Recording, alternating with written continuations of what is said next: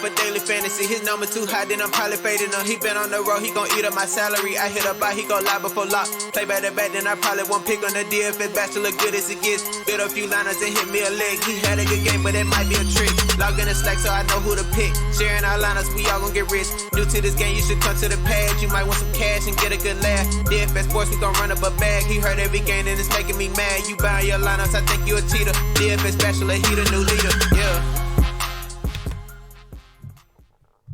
What's up, everyone? Welcome back to the Bachelor Pad. I, of course, am your host of DFS Bachelor, and I am joined by the brightest mind in League of Legends that I can possibly find or see or hear, my boy Mike at League of Items. Thanks. How you doing today? No, it's true, man. You've taught me so much, and the results have just been speaking for themselves, honestly. Yeah, a lot of happy people yesterday. A lot of happy people. Top Esports, Billy Gaming, FPX, the Griffin Call. I just if you watched the show, took the advice, you had a good night. That's just how that went. Tonight we only have a 3-game LPL slate. What that means is that's the Chinese league. So that's a good thing in terms of starters are already released. You can follow myself or Mike on Twitter. The links for them and the Twitter handles are in the video description below.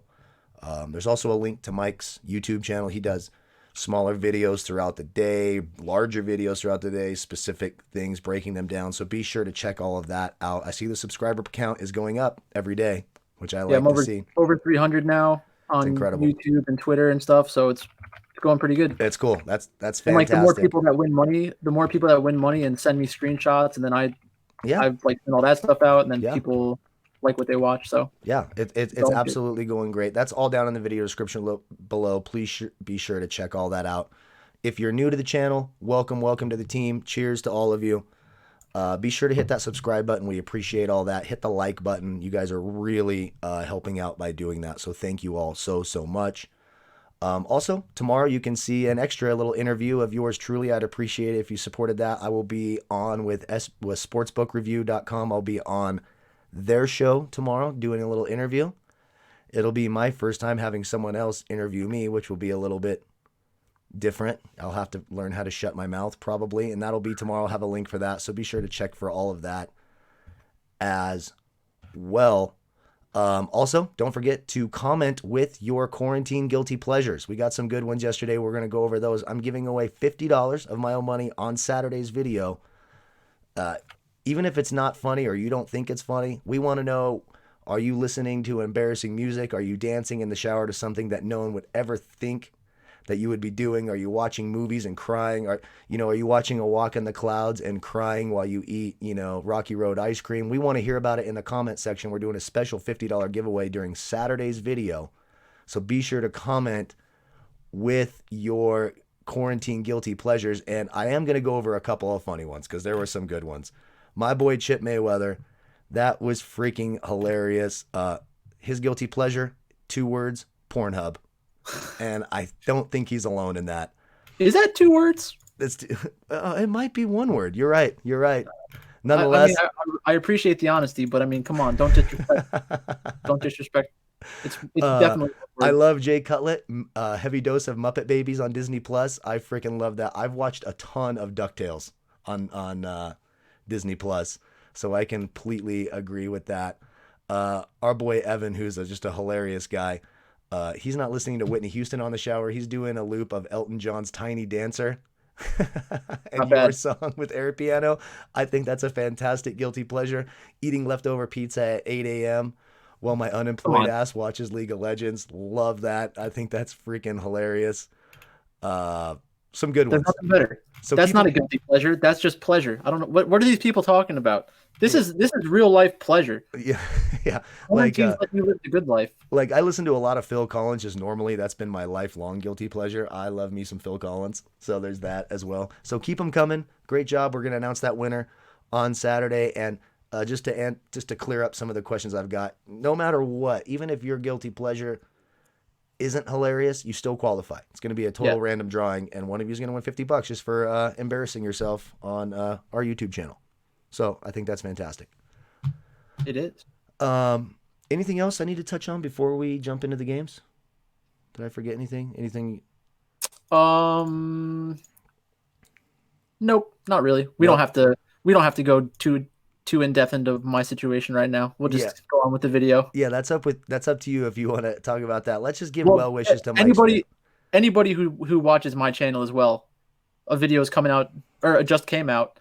I kind of explained the situation that I'm in right now. I think my brother was exposed to coronavirus, so I had to move back to my parents' house, which is next door. So it's not that bad, but parents' basement. Yeah. Parents' basement, just like high school. Well, let's hope that your parents are also safe, right? I'm assuming they're not. You're pretty young. They're not super old, right? Are your parents up in their 70s? No. 50s and 60s. Oh, okay. So that's good. That's same as my parents. My mom had me very young because I'm pretty old. But well, of course, man. We just want everyone to make sure that we're nice to Mike today. You trolls back off, or I might have to come out and beat you up. You don't want some 40-year-old contractor coming out and kicking your ass because you're mean to my friend Mike. I will exactly, and you don't want me coming around giving you coronavirus. That's correct. That's correct. So tonight, 3-game LPL slate. Again, the starters are already released on our Twitter page, so it is going to be beneficial in terms of avoiding those daunting zeros, which people still seem to be having trouble with when the Korean leagues are on. It happens. We do the best we can. Part of it's just impossible. Like the Hanwha Life esports thing last night. I mean, there's no way to avoid something like that. Yeah, I think they used their backup mid laner or something like that. Yeah. So I'm sure a lot of people lost. Yeah. Based off of that. That's why, in the videos we talk about it, when you're focusing on those Korean League teams, focus on the players without backups. There are players that it just behooves you to do it. And if you're playing a bunch of lineups, know that you're taking a risk by playing them. And I think that's fine as well. You're never going to hear me tell you not to be contrarian or take a risk. But it is something to keep an eye on. We don't have to worry about that tonight. The one downfall is going to be higher likelihood of chops, duplicate lineups, etc. Yeah. So that is one thing I wanted to talk about real quick before we get into stuff is I know that people probably think to themselves it's even better to be differentiated on a 3-game slate, but I think it probably makes more sense to just run your generic stacks because since you don't have the 4th, 5th, or 6th game, the chances of multiple teams having really high kill scores is less because there's less opportunities for teams to do it. So if you have let's say World Elite destroys LNG and then the other 2 ones go 2-1, that means that you're going to need 4 players from World Elite and then you have to get different with your secondary stack. So just make sure that you're getting access to at least one of your normal stacks, because most of these tournaments you're seeing the best lineups chopping. And then I've been doing in my About Last Night videos, if you look at how highly correlated everything is, switching out players to try to get different, you're probably just costing yourself upside. Sure. Because it's such a huge correlation between team success and fantasy scoring. Right. So just make sure that when you're pivoting in the right spots. So maybe you want to switch it up with a team spot like Griffin last night. Their team didn't perform well from a fantasy perspective, but Griffin had the highest scoring team because they went 2-0 and took all the objectives and stuff. Sure. So just make sure you're continuously making good decisions and not being different just to be different. Right. You need to have a reason. You can't just throw in lineups and expect to win. You have to make a bunch of good decisions, and it's tough. Right. And this goes for all DFS. Your lineup needs to tell a story. So that goes back to game theory. Essentially, you want your lineup to reflect a pattern of results that can make you successful. You don't want to have 2 players from one team and then 2 players from the team they're playing against. That doesn't make any damn sense. You're just. I know you're trying to be different and try to stand out up top, but I would much rather share $50,000 with 10 people and win 5,000 than cost myself $100 because I'm trying to get cute and do things that don't make any sense. Your lineup needs to tell a story. That's very important in any DFS sport, especially League of Legends. Yeah, and then one more thing to watch out with that though is if we have a 2-game slate or a 3-game slate,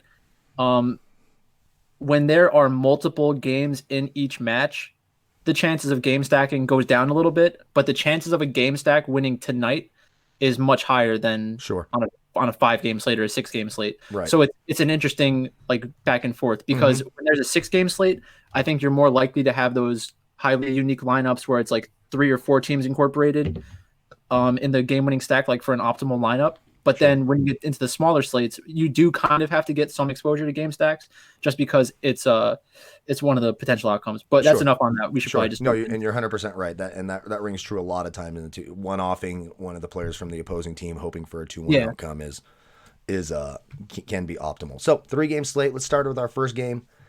LNG versus World Elite. World Elite is the obvious favorite here. Probably going to be the most highly owned team on the slate, I would imagine, just even though they're the most expensive, but just based on upside and their opponent, World Elite looks awesome tonight. Can I make a case before we jump into how good World Elite is for LNG?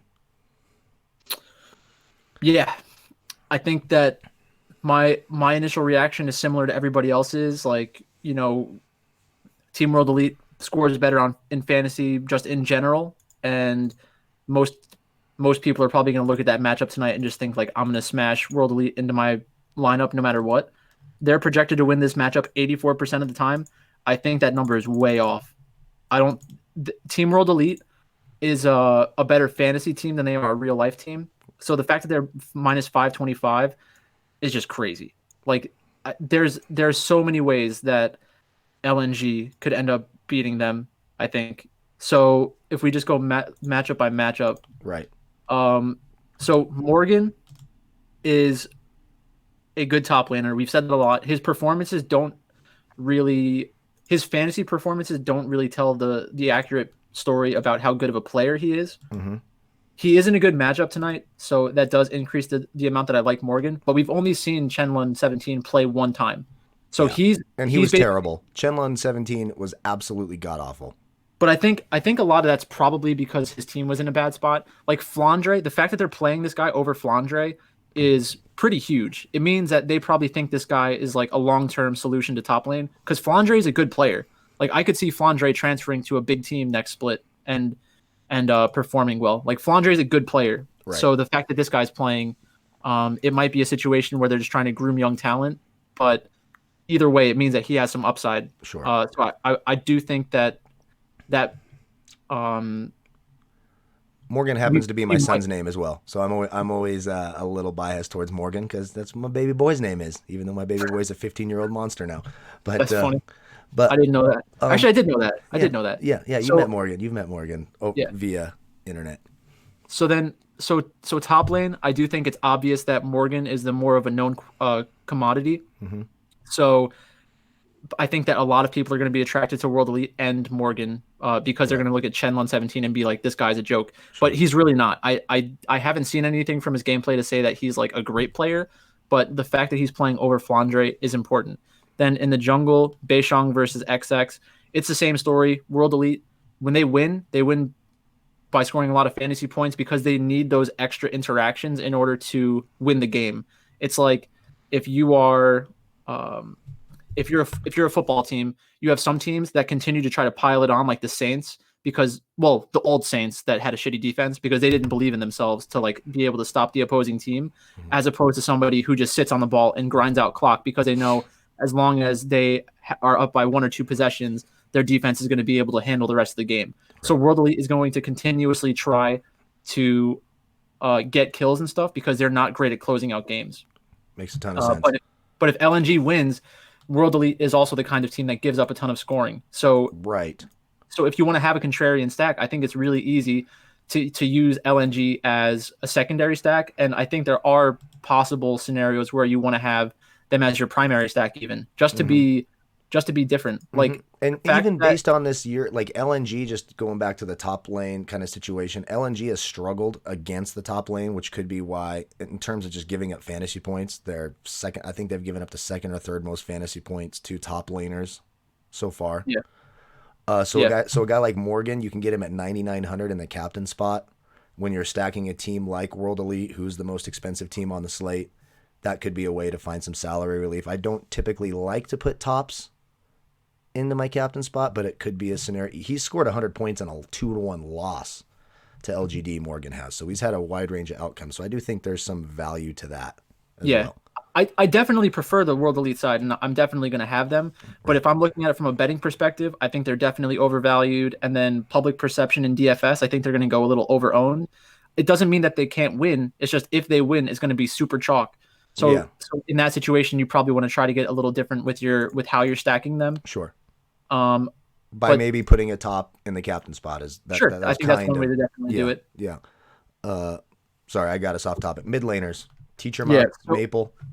So World Elite, they remind me of a Freak of Freaks kind of, because Teacher Ma not wants to, but he has the option of playing like champions more similar to Haro or Doinby from Fun Plus Phoenix. So I wouldn't be surprised if Teacher Ma gets a Galio game or another Aurelion Sol game or something like that, which is very unique from a professional League of Legends perspective. I think Galio is going to become a meta pick and very popular.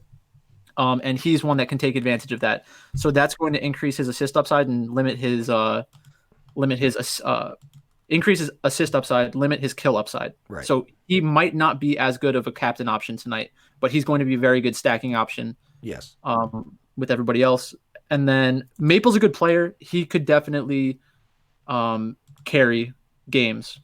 He used to play with Karsa, I'm pretty sure. So when Karsa was playing in the other Chinese league, they went to Worlds a bunch of times. He's a good player. He hasn't had as much success as Karsa since leaving that other team, but he's still a pretty good player. Sure. He's shown upside when they win. They don't win a lot. LNG is near the bottom of the league, so they don't win a ton. But when they do, he's shown 100-point upside, a high kill upside. Their last actual win was against Rogue Warriors at the end of March.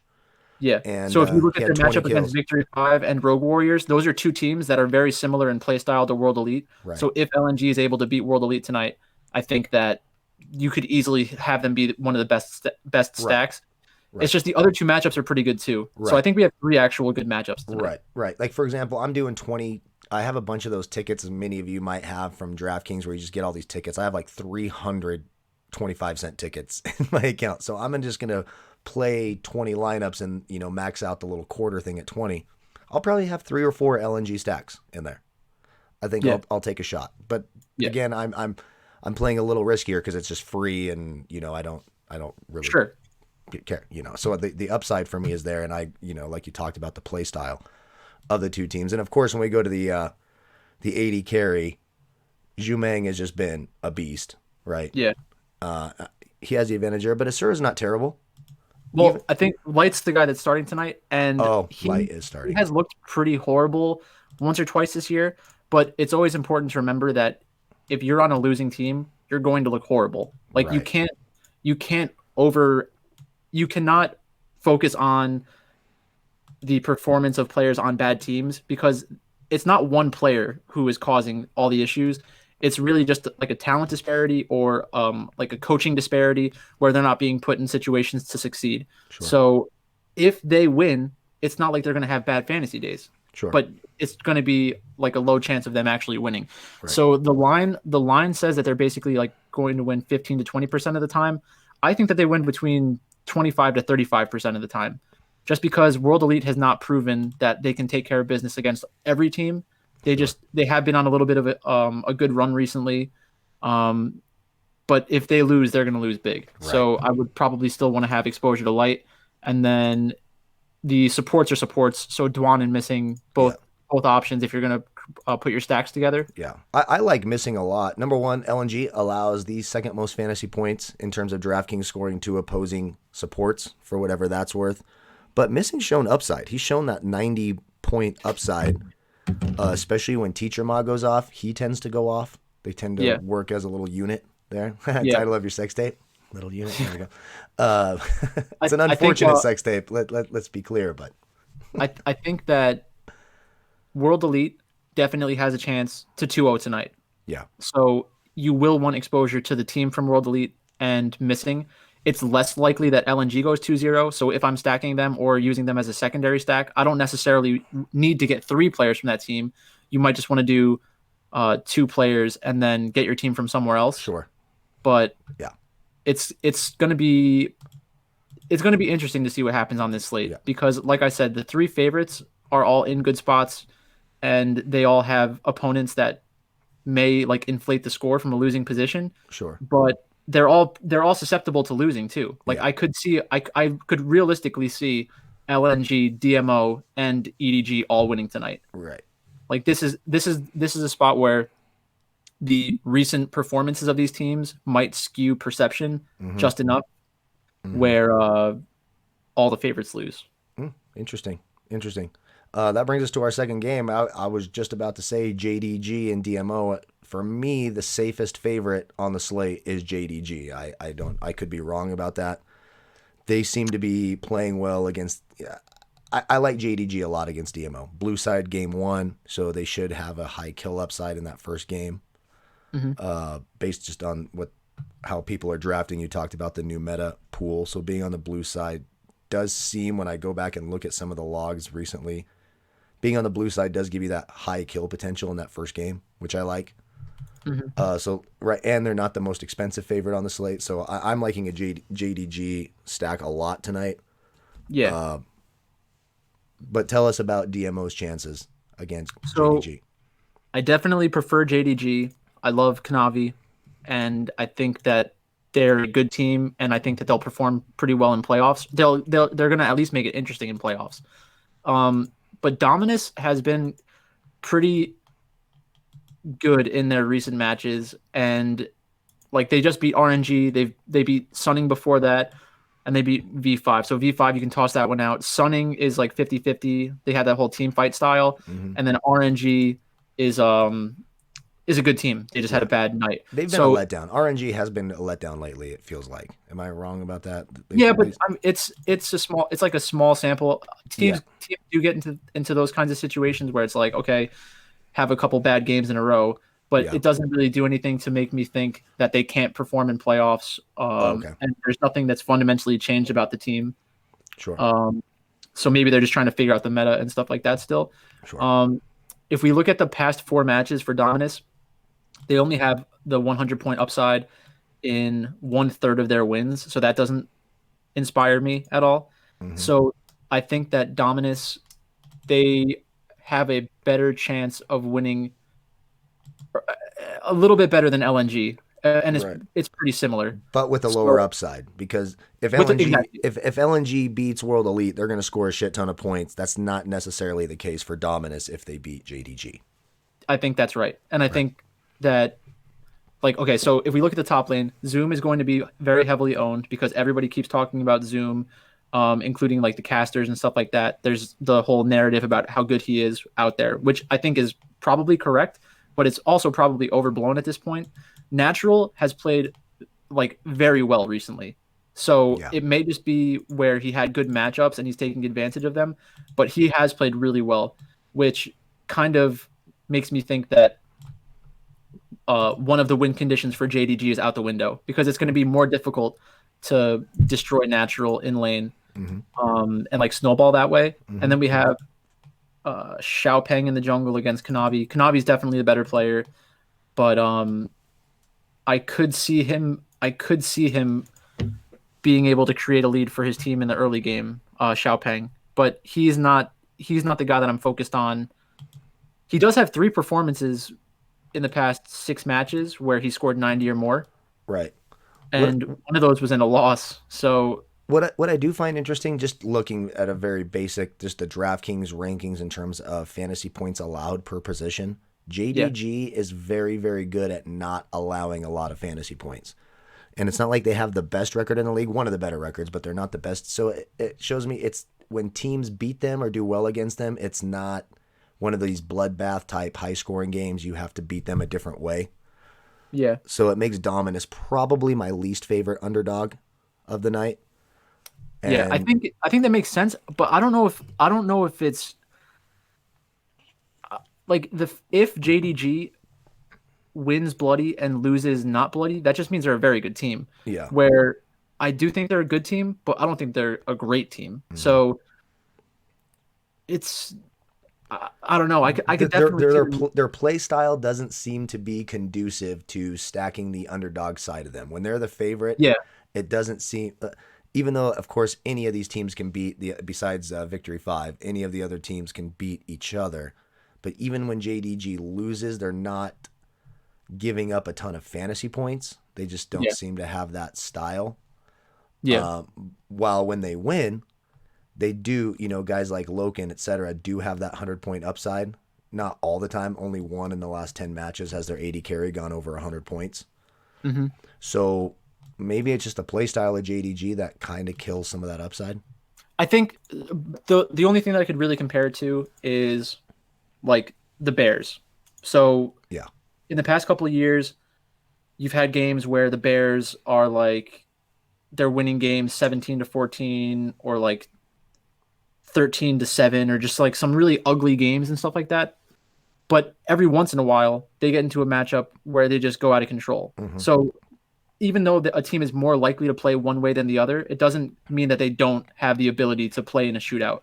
Like if I told you that the Saints were playing the Bears and the final score was like 37-30, would you be surprised? No, because the Saints are involved and like everybody can kind of get a little bit more fantasy scoring against the Saints. In terms of the Saints, that would be weird if the game was in Chicago. The Saints offense is much, much better at home. Sure. So it's a drastically better team at home. But that's a whole different thing. But you are right about that. But think about how simple it is. Like if I told you that game was in Chicago, you'd be like, "Oh, that doesn't seem likely." If I told you that game was in New Orleans, you'd be like, "Oh, sure, anybody can score in New Orleans." Yeah. So it's like I think that's really what happens in League of Legends. They play except in this situation, they're playing in the same stadium every day. All they do is switch sides, right? Mm-hmm. Because everybody plays on the same map and everybody has the same upside. If you get a good draft from DMO where they're on red side in the first game, so there is a world where Shie gets Kassadin either 1 or 2 games in the first 2 games, and DMO just wins. Like that's the kind of champion that if it gets ahead in the early game, it's just going to take over the game. So I think there are winning chances for Dominus. It's not the 85-15 that the sports books are posting it at. That's just based off of public perception. So I would say it's probably closer to 70-30. Maybe you're better off taking a real life bet with a 1.5 games, like a DMO plus 1.5, if you don't want to put too much money on it on DraftKings. But I will, if I was putting together the lineups that you are in like the quarter contest and stuff, I would probably want at least one lineup on Dominus. Sure. Because I can kind of think of Shie carrying them for a game or two. Okay. And if he does get on the Kassadin and he's able to like put one of the games on its head, I think that it doesn't mean that Gal is going to have a bad performance.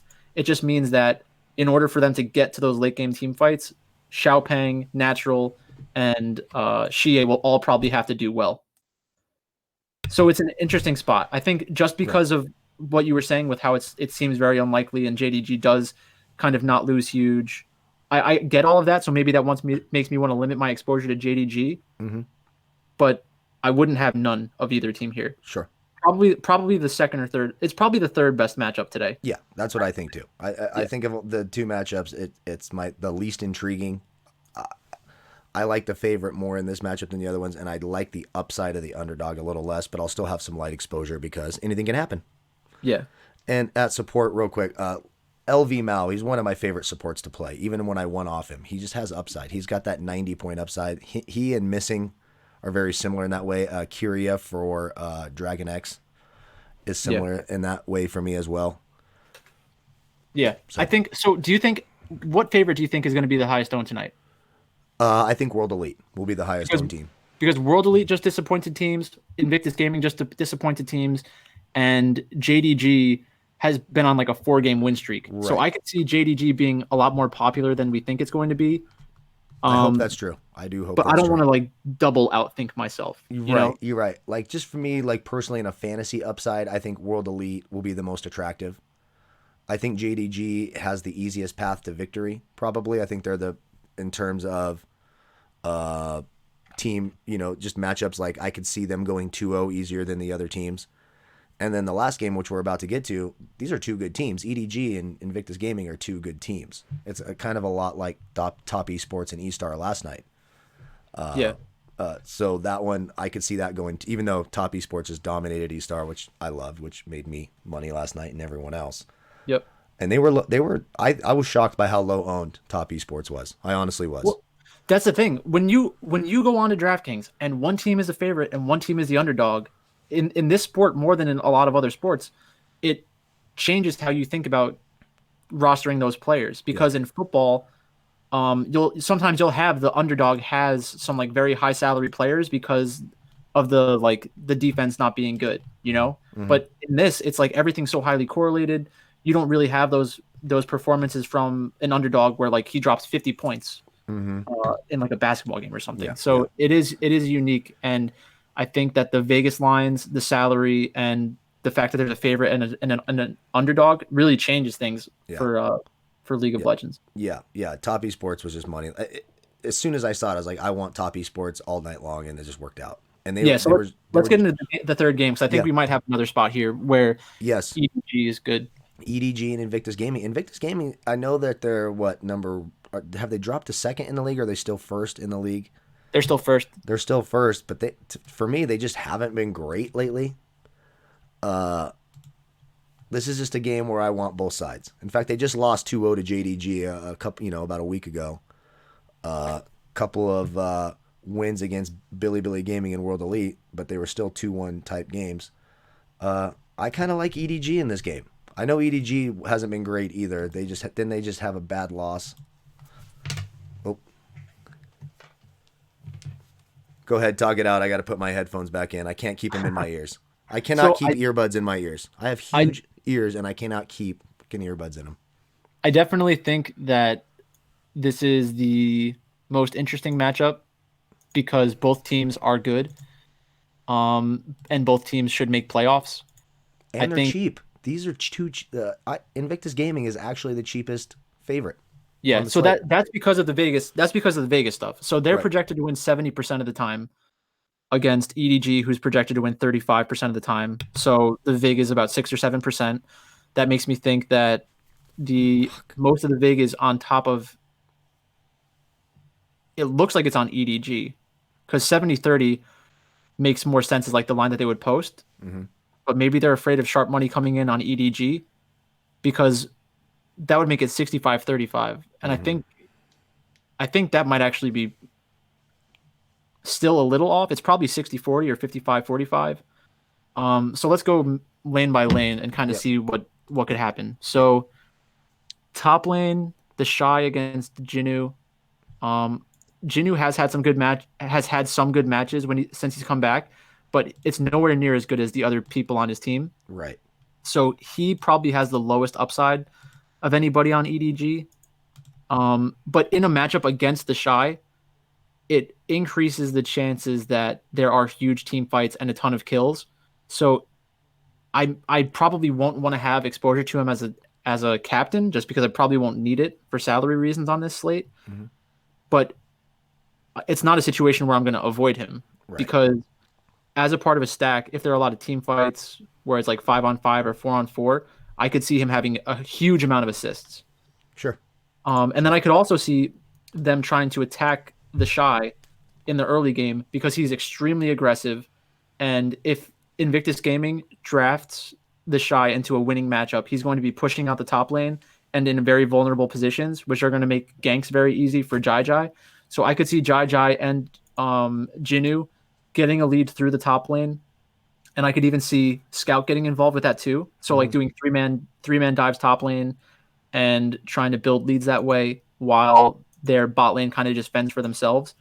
So it's almost like Invictus Gaming has been figured out in terms of like how you can get kills against them and put yourself in situations to win. But something about Invictus Gaming just allows them to pull out the victories anyways. Right. So I think that EDG is definitely someone you want exposure to tonight. They could win, and even in a 1-2, they could still be the first or second best scoring team on the night. Right. Like for me, generally on this is going to be the game that I want to hedge on the most.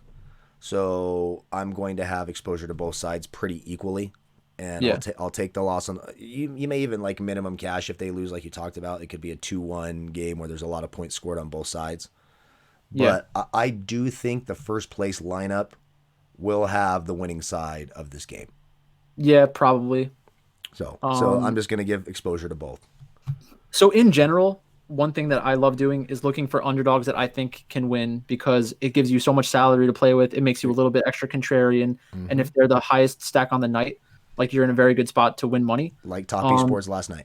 Yeah, exactly. So LNG, even if they win, I'm not convinced that they'll be great, but I think they'll be better than Dominus most likely. Yes. So it's between LNG and EDG for the best underdog on the slate. Right. I think EDG will be much more heavily owned than LNG Mm-hmm. because most players probably think LNG doesn't have the chances of winning because they're not a good team Right.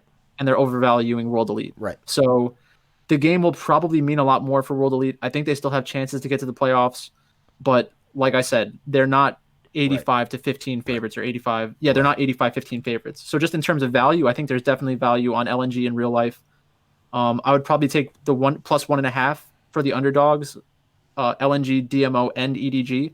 Yeah, I could So, see 2-1 matches tonight. We could easily see 3-2-1s, right? yeah, I could see it that way, and I could also see them winning outright. Sure. So Sure. I do think they are live dogs in like Sure. the truest sense of the word. It's just Sure. the money lines aren't offering as much value as I would want for match wins. If this Sure. was like a one game thing, like in North America or in Europe, I would probably bet on these teams to win the one game because the money line would probably look a little nicer. Interesting. But And I just love this game too because the pricing for both teams are down. So if you play both sides of this, if you make some lineups with EDG and some lineups with Invictus Gaming, you're getting some salary relief. You can almost do whatever you want and stack them with who you want because the price, they have this game so even, the pricing's down. So yeah, I'll have to look at a sheet for that tonight. Because I really like that. If that's the case, then Invictus Gaming is going to be super owned. Right. Like just looking at it right now, if I was to play Scout, the mid laner for EDG, I can get him at captain at 10-2. Yeah. That's very cheap. So if they end up winning and scoring a ton of points, I'm getting so much salary relief there. Their AD carry I can get for 11-1. The most expensive player in this particular game, Puff, at the AD carry is only 11-4. To give you, to break that down, that's 900 cheaper than Zhu Meng. That's 300 cheaper than Teacherma. Yeah. So the AD carry for Invictus Gaming is the 7th most expensive player on the slate. Yeah. So there's value there. Yeah. I think that's it for all the games. If I'm just breaking this down, I'll just rank them like this: 1, 2, 3. In terms of underdogs, I like EDG the most, LNG the second most, and Dominus the third most in terms of fantasy scoring. In terms of the favorites, I think JDG has the easiest path to win, but for fantasy upside, I'll take World Elite, then JDG, then Invictus Gaming. That's how I would rank them. What about you? Really? I mean, I think that in terms of winning the matches, I think actually winning the matches, I think it's probably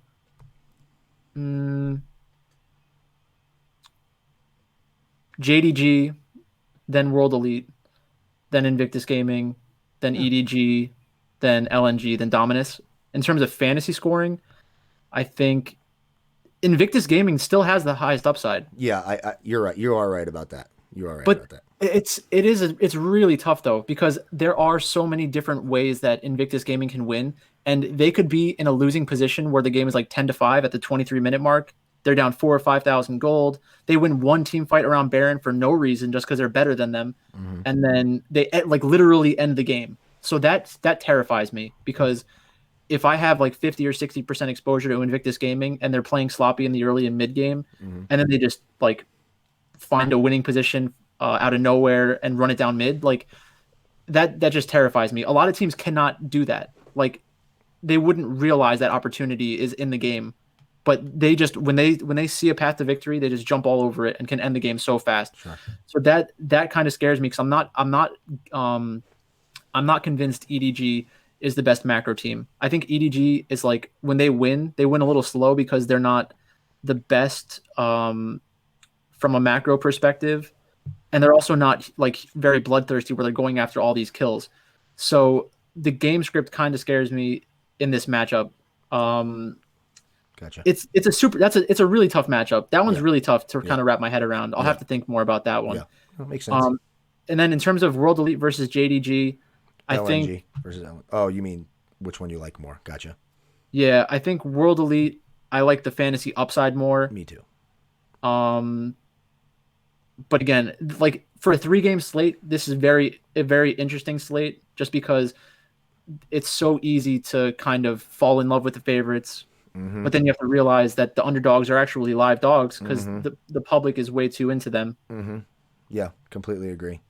But I feel like the game theory is just getting way too deep. Like, right. Maybe it's just right to play the favorites I and think like I'm get gonna unique exposure to the favorites. Yeah, for me, like I would like if I'm looking at like a team or a support position, I like JDG more because I think they have a really solid chance of going 2-0. I Yeah, could see World Elite losing again. So like if I'm looking at AD carries, mids, junglers, I like World Elite. When I'm looking at support team type positions, I like JDG. And then that last game, I just like both sides of it all the way around because I want exposure to both because I just don't know who's going to win. that sounds good. Sounds It good. sounds good. It's very reasonable and it incorporates a lot of the stuff that we've been learning recently. So Right. I'm glad you're paying attention and learning. I'm trying, because I'm getting old. like My brain doesn't work great I, all the time, but I really think that the top support team thing is like a piece of information that a lot of people don't really understand yet. right. Completely agree. I am just struggling with these earbuds. They will not stay in my freaking ears. I don't understand what I'm doing wrong.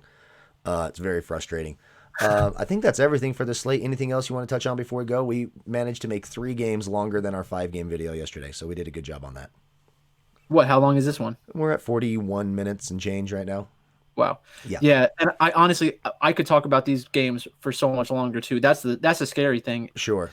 Like I might just be convincing myself of very low percentage outcomes that are not going to be relevant tonight, but it's a good way to kind of figure out exactly what you think of these teams. Mm-hmm.